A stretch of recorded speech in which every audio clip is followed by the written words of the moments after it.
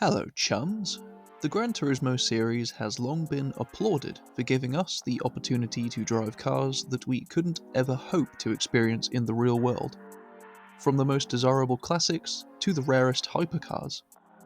Thanks to the wide variety of cars featured, many of us have even added cars to our bucket lists, thanks to their inclusion in the Gran Turismo game, whether it be the Japanese hero cars popularised by the original games, or the lesser-known underdogs the games also featured.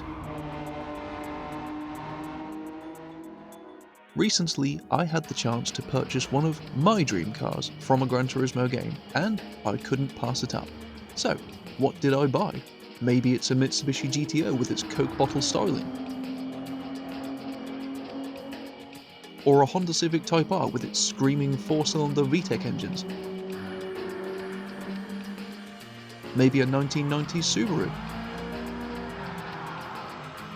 Well, not quite, because I have bought myself a Suzuki Swift. It's nice to keep expectations low, isn't it? Before anything else, please excuse the video quality. I have never recorded any live footage with a camera before, and this camera is a literal potato.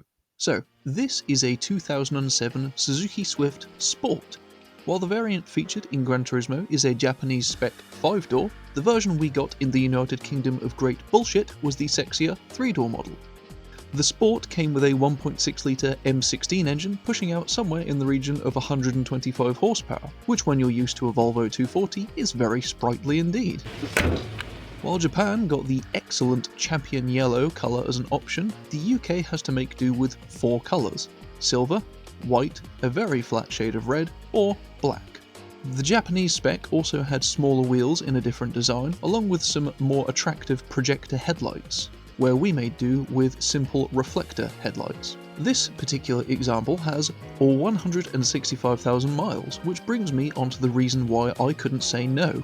It was on the market for £850, or not much over $1,000.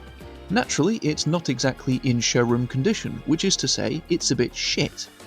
It had to have the sills repaired, thanks to some typical rust for a start. The alignment of the exhaust was also, how do I word this professionally, on the piss. Both of these were fixed by my trusted mechanic because I am as proficient with a spanner as the British government is at running a country. The remaining problems are a slow puncture on the driver side front tyre, curbed wheels, a small rust spot on one of the rear wheel arches, these hideous go faster stripes, and the seats.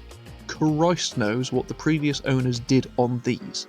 So why is this little rice pudding one of my all-time dream cars? Well, part of it is aesthetics. Something about these squat front-wheel drive cars with semi-upright styling just gives me the fizz. The Toyota Yaris T-Sport and Kia Picanto GT line also do it for me.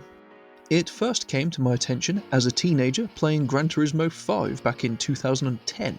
I had one in Champion Yellow with the carbon bonnet, black wheels, and a awful rear wing, upgraded to 300 horsepower, and it was shite, but I loved it.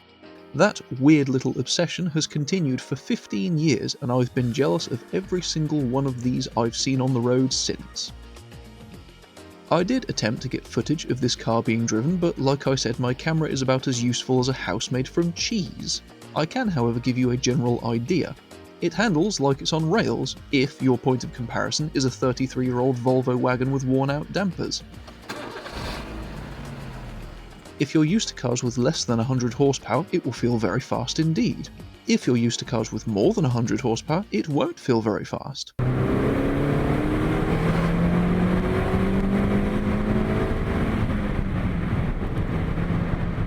It doesn't have much to give below 4,000 RPM, but as you climb through the range, it kind of feels like a baby VTEC. I once had the opportunity to drive a Honda S2000, and the sensation was similar, albeit much more extreme in that car. Another thing you'll notice is that there is no sound insulation whatsoever. Closing the door sounds like the car will disassemble. The wind and tyre noise is so loud that you can't hear the engine unless you are revving its tits off. The seats, despite their wear, are actually very good. They're comfy enough, and they have decently sized bolsters to hold you in without being over the top. The ride is firm. It's not terrible if you have realistic expectations of a cheap little shitbox like this. Fuel economy? Yes, it has some. This one is getting about 40 miles per gallon, which is a number. How about practicality? Well, it has rear seat and a boot, both of which are next to useless if you have luggage and/or legs. You can fit a couple of chihuahuas just fine though. All in all, this car is, objectively, a car. But it's bloody good fun to drive, so I love it. So what's my plan with it? Well, I want to breathe some life back into it. I'll be removing the stripes, cleaning the interior, and maybe I'll get the driver's seat patched up. And once the stripes are removed, I will be machine polishing the paintwork, to more than likely a limited degree of success. I may also fit some sound deadening so that I can hear the engine more than the tyres. If you'd like to see some of this in the form of a series of car project videos, please do let me know in the comments. If not, too bad, because I'm probably going to do so anyway. Thank you very much for watching. Please do like, subscribe, and punch me right in the bell so that you get notified of future uploads. Take care of yourself, and ta-ra.